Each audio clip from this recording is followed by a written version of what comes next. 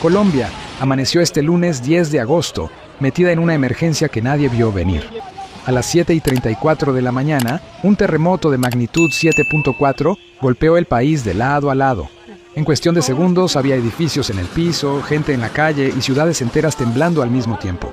No fue un susto pasajero, fue uno de los sismos más fuertes que Colombia ha sentido en años. El golpe salió del occidente del país.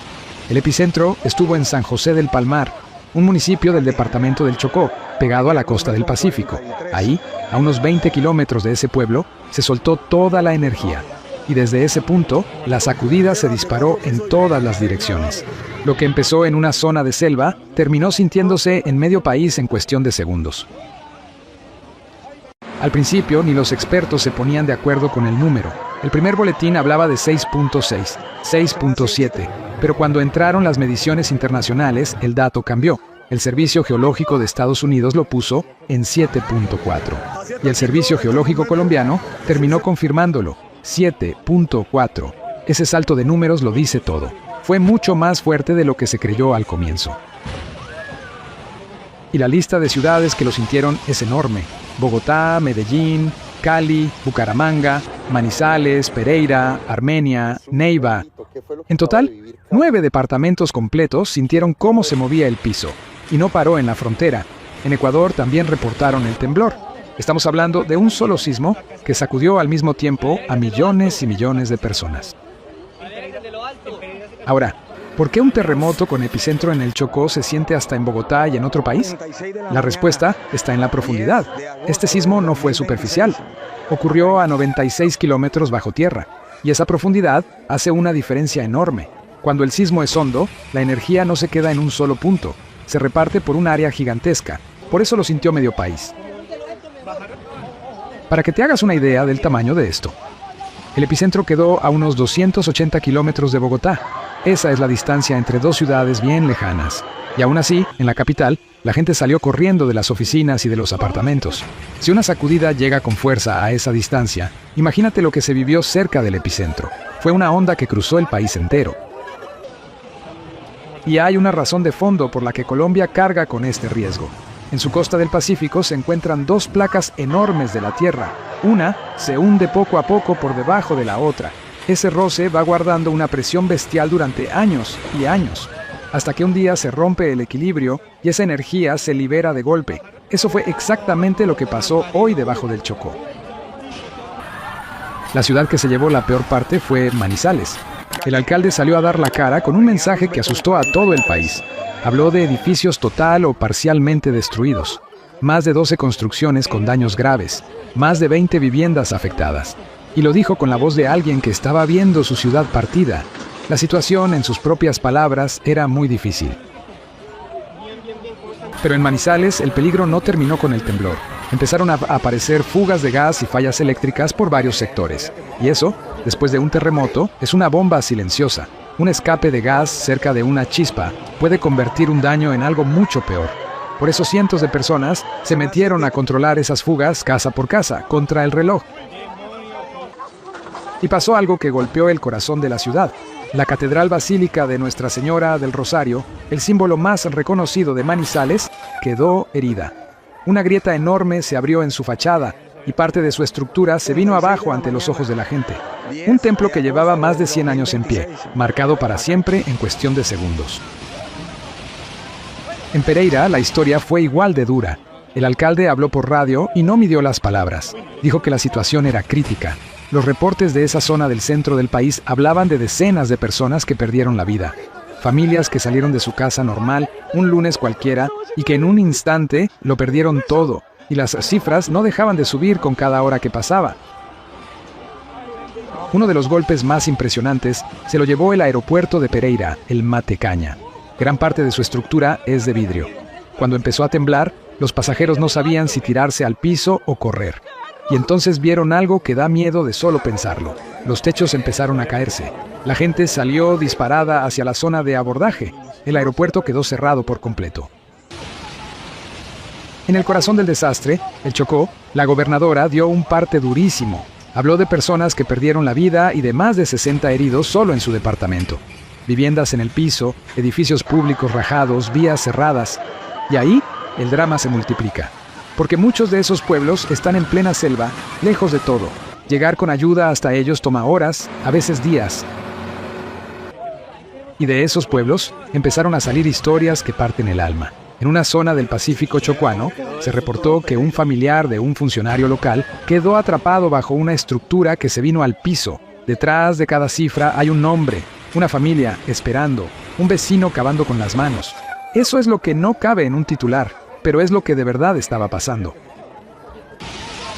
En Cali, una de las ciudades más grandes del país, también hubo daños serios. El alcalde activó de inmediato a todos los equipos de socorro, y en los hospitales se vivió una escena difícil de olvidar. Tuvieron que sacar pacientes a la calle. El Hospital Universitario del Valle reportó afectaciones en su estructura. Sacar enfermos, camillas y gente delicada, con el piso todavía temblando, es de lo más complicado que existe. En el Valle del Cauca llegó la noticia más dolorosa de la jornada. La gobernadora confirmó que entre las víctimas había menores de edad. En municipios como Zarzal se reportaron fallecidos, y en la zona de Calima, el Darién, hasta una estructura educativa se vino al suelo. Cada llamada que entraba desde los pueblos sumaba una cifra más al balance, y el país entero seguía pegado a la radio. El daño también llegó al principal puerto del país.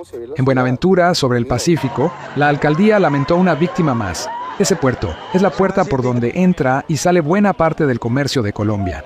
Que un terremoto lo toque no es un dato menor. Es una señal del tamaño real de lo que ocurrió esta mañana en el occidente del país. Y por si todo esto fuera poco, el terremoto no vino solo. Detrás del golpe principal empezaron las réplicas, una de magnitud 4.8, después otra. Cada réplica es un nuevo susto para gente que ya tiene los edificios rajados y débiles. Una estructura que aguantó el primer golpe puede no aguantar el segundo. Por eso las autoridades insistían en una sola orden: no volver a entrar a las casas. Con el tamaño del desastre a la vista, la maquinaria del Estado se activó de arriba a abajo. Se instaló un puesto de mando unificado para coordinar toda la respuesta. El presidente asumió directamente la atención de la emergencia en la zona del epicentro. Toda la estructura del país se puso a girar en torno a una sola misión: llegar a los que quedaron atrapados y ayudar a los damnificados. El ejército puso sobre la mesa a sus hombres entrenados para esto. Activó pelotones de soldados rescatistas, ingenieros militares preparados para meterse donde hay estructuras caídas y personas debajo. Son los que entran cuando ya nadie más puede. Su trabajo esta jornada fue contra el reloj, porque en un rescate cada minuto que pasa cuenta, y cuenta muchísimo. En paralelo, las ciudades empezaron a abrir sus puertas a los que se quedaron sin nada. En Manizales, habilitaron un albergue en un coliseo para la gente sin casa o con miedo de volver a la suya. Suspendieron las clases en colegios y universidades. Pararon la vida normal por completo. Cuando una ciudad frena todo de un solo golpe, es porque la prioridad es una sola: cuidar a la gente. Y esto no fue solo un problema de 3 o 4 ciudades, fue nacional. En Cundinamarca reportaron daños en 14 municipios. En Antioquia, al menos 8 municipios con afectaciones en sus estructuras. Departamento tras departamento fue levantando la mano para reportar grietas, techos caídos y sustos. Un solo sismo dejó su huella en un pedazo enorme del mapa colombiano. Vale la pena que entiendas lo que significa un 7.4. No es un temblor de esos que sientes, te asustas un rato y sigues con tu día. La energía que libera un sismo de esa magnitud es descomunal. Muchísimas veces mayor que la de un movimiento mediano. Esto fue un evento de otra categoría, de esos que quedan grabados en la historia de un país por generaciones. Y aquí hay algo que mucha gente está comentando en voz baja, porque el planeta ha estado inquieto en los últimos meses. Sismos fuertes en distintos rincones del mundo, uno tras otro. Y es normal que la gente se pregunte si es pura coincidencia o si algo más grande se está moviendo allá abajo. Los expertos aclaran que cada zona responde a su propia falla, pero esa sensación de una tierra más despierta a muchos no se les quita. Detrás de las imágenes de escombros hay algo que las cámaras no alcanzan a mostrar: la gente. Personas que en ese momento estaban en un piso alto, agarradas de una pared que se movía, padres corriendo hacia el colegio de sus hijos, Vecinos sacando a otros vecinos de entre los escombros con lo que tenían a la mano. El terremoto duró segundos. Lo que dejó por dentro dura mucho, mucho más. Ponte por un momento en el lugar de alguien de Manizales o de Pereira esta mañana. Estabas alistándote, con el café en la mano, con la radio de fondo, y de un instante a otro todo se sacude y no para. No sabes si correr o quedarte. No sabes si el techo va a resistir. Sales a la calle y ves a todo tu barrio con la misma cara de pánico. Ese fue el minuto que vivieron millones de colombianos. Con el pasar de las horas, el país se fue quedando en vilo. Los reportes de cada ciudad se sumaban uno tras otro. Cada alcalde que hablaba entregaba una cifra más alta que el anterior. Y nadie tenía todavía el número final de víctimas ni de atrapados. Esa incertidumbre, esa espera sin saber, fue quizás lo más pesado de toda la jornada. Y con la caída de la tarde, llegó una preocupación nueva: la noche. Miles de familias no iban a dormir en sus casas por miedo a las réplicas. Edificios que aguantaron el primer golpe quedaron débiles y nadie sabía si iban a resistir otro. La gobernadora de la zona del epicentro lo dijo con todas sus letras. Lo que más les preocupaba eran, justamente, las réplicas que podían venir. Y quedan preguntas que todavía no tienen respuesta.